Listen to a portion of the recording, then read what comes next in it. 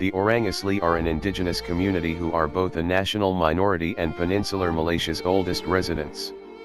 Orang Asli accounted for only 0.6% of Malaysia's overall population in 2018, with a total population of about 180,000 individuals.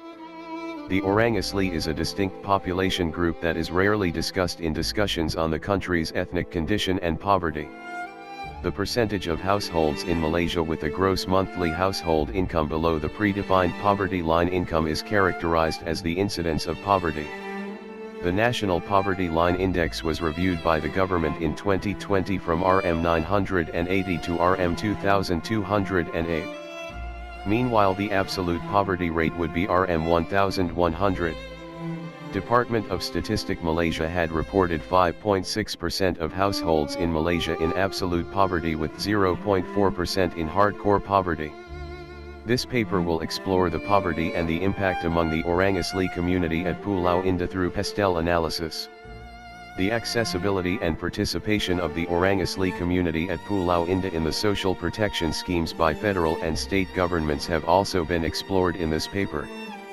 Perkampungan Orang Asli Pulau Indah is an indigenous community village in the southern part of Klang district. This village has been inherited by Mameri indigenous group for decades before independence. A total of 83 families with a population of 297 individuals are living here as of May 2021. According to Philip Alston, the UN Special Rapporteur, Malaysia was grossly undercounting its poverty rate. He believes the stated poverty rate of 0.4% is unreasonable, and that the true figure is closer to 16 to 20%.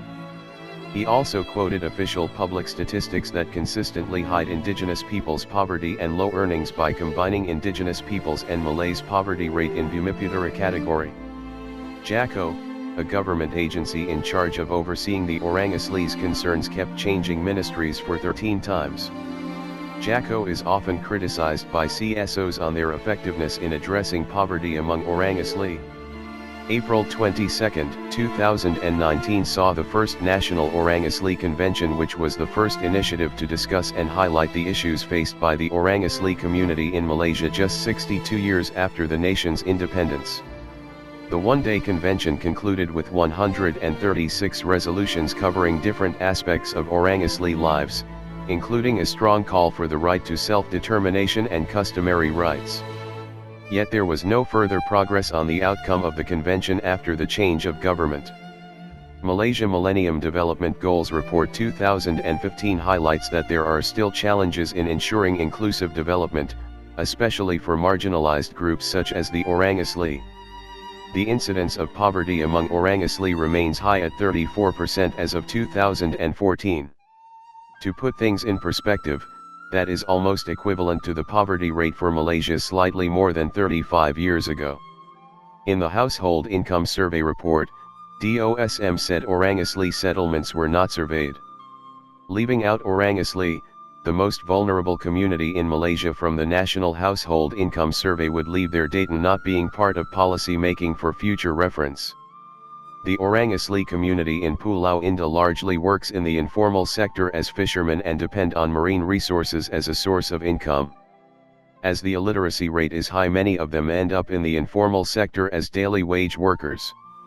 68.7% head of households working as fishermen, while the remaining working in the informal sector earning less than RM 2000. COVID-19 and various movement control order measures had deprived the income level of Orang Asli people of Pulau Indah. Lesser demand for marine product and seafood due to low commercial activities and businesses, along with limited working hours, meant these fishermen communities' income dropped between 30% to 70%. The data from ECASA shows 33 out of 83 families had their details confirmed not included in the poor category, while the remaining 50 families' details were not registered in ECASA. While 3 families who were living in temporary huts without electricity and water supply were classified as not poor in the ECASA database. This clearly shows the ECASA requires a major overhaul. UNICEF report had indicated 463 million children globally would be left out from remote learning as schools were closed due to COVID-19. Study on 89 children between 7 years old to 17 years old in 2019 through the S.A.P.S system found the potential dropout rate among Orang kids in primary schools is at 30.2% and 69.8% for secondary school students.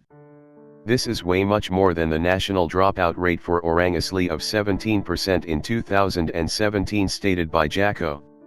Only 1 out of 89 Orang Asli kids in Pulau Indah managed to pass all 3 core subjects while remaining failed those subjects. The 98% illiteracy rate among Orang Asli kids here is an alarming issue here. Other than that, the new families in this Orang Asli village have no choice but to live in dave houses. The small size house built by Jacko had no capacity to accommodate the growing population in this village. Newlywed couples were left to build their own hut without proper sanitation and facility. Post-COVID-19, the home-based teaching and learning, PDPR, had required stable internet connection and access to digital equipment for e-learning. Kan ada lain tu bukannya tak ada sini susah. Sebab tu nanti bagi semua tak boleh dapat. Signal ada dapat tak dekat sini? Sini susah, mobile sini susah. Okey. Dekat rumah ada laptop ke untuk belajar? Laptop memang tak ada. Tak ada. Kita orang guna handphone saja. Adakah akak risau pembelajaran anak akan terjejas? Memang risau. Sebab kita orang pun takut nanti anak-anak kita orang ketinggalan mata pelajaran. Semua mata pelajaran memang ketinggalan. Social Impact Assessment on Westport's Phase 2 development proposed expansion of container terminal CT10-CT17 had indicated the degradation of mangrove and intertidal regions has a significant influence on the fishing in Pulau Indah. The future plan to extend Westport capacity and develop Pulau Keri as a potential third port would be a threat for the community that have fishing and marine resources as traditional sources of income. This will further worsen the poverty among Mameri community of Pulau Indah. The Orang Asli people have a long history of fighting to keep their legal rights to the land.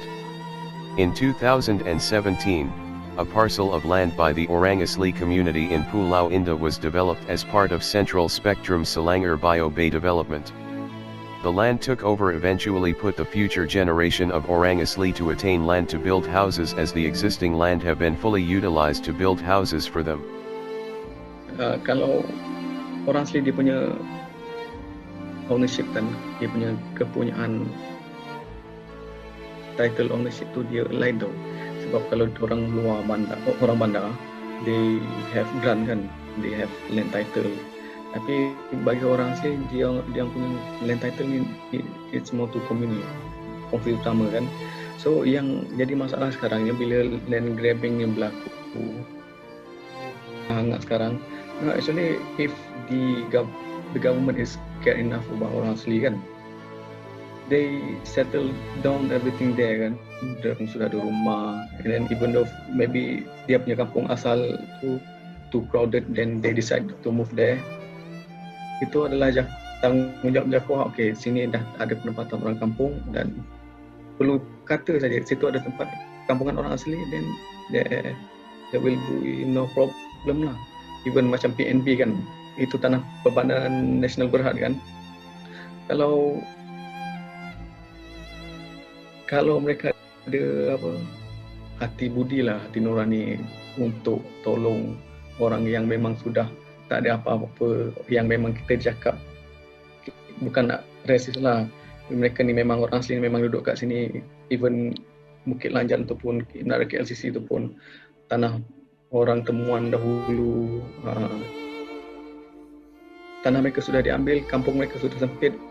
Bila mereka buat satu kawasan baru untuk penempatan baru semata-mata untuk meneruskan hidup kan, what if this company just give it to them lah sebagai macam kebajikan sosial. Sebab mereka bukan jual tanah itu pun sebab mereka nak duduk saja kan. Pengambilan tanah dalam masyarakat orang asli ini sangat teruk lah, sebab kita tengok sekarang isu Palestine kan, they seem sekarang it's viral lah dalam Facebook. Actually this situation kan already happen in Malaysia lah, tapi mungkin tak melibatkan sampai pembunuhan, tak sampai bom itu bom ini. Tapi ada satu kes di Pahang, di Temeloh, di Kampung Paya Berangan baru-baru ini, dia punya rumah dibakar semata-mata mereka duduk tu kawasan yang dipohon oleh individu luar untuk perumahan. Over the years, the Orang Asli community has been marginalized and most of the social protection and safety net measures hardly reach the vulnerable community of Orang Asli, as most of them were informal workers and not entitled for most schemes under recovery packages such as wage subsidy, I-Signer, and retrenchment benefit. Study on their accessibility on social protection schemes had shown the BSH cash handout scheme seems to have benefited more than 50% of the population in these villages. Yet 42% of them still have not applied for it. Only 1 out of 83 households in Pulau Indah receive JKM monthly welfare support.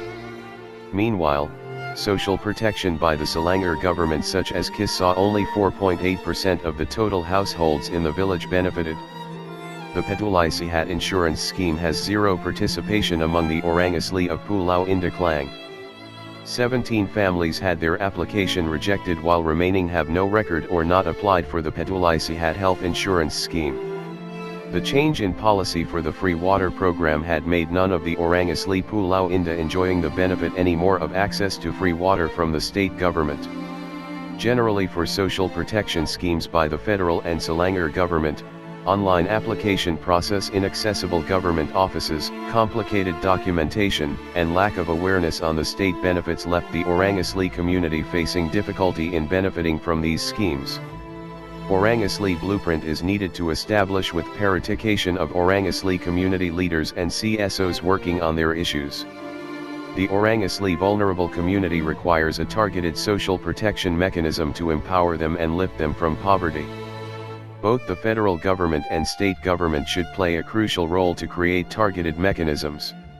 Compulsory food voucher support programs need to be introduced to support vulnerable absolute poor Orang Asli community. Laptop and free internet accessibility for Orang Asli kids need to be improved. The People's Tuition Program by Selangor state government should be extended to all 74 Orang Asli villages in Selangor. Government also encouraged to form a mobile one-stop center equipped with facilities to do basic medical checkup for the Orang Asli community and help them to register for social protection schemes provided by the federal government and also respective state governments. The government must not produce data and statistics separately for the Orang Asli community and must incorporate the studies on them in all government data collection. The policy gap addressed and policy recommendations suggested in this paper should be given serious attention by the Economic Plan Unit, EPU, to come up with a drastic and inclusive plan in the 12th Malaysia Plan for the Orang Asli community.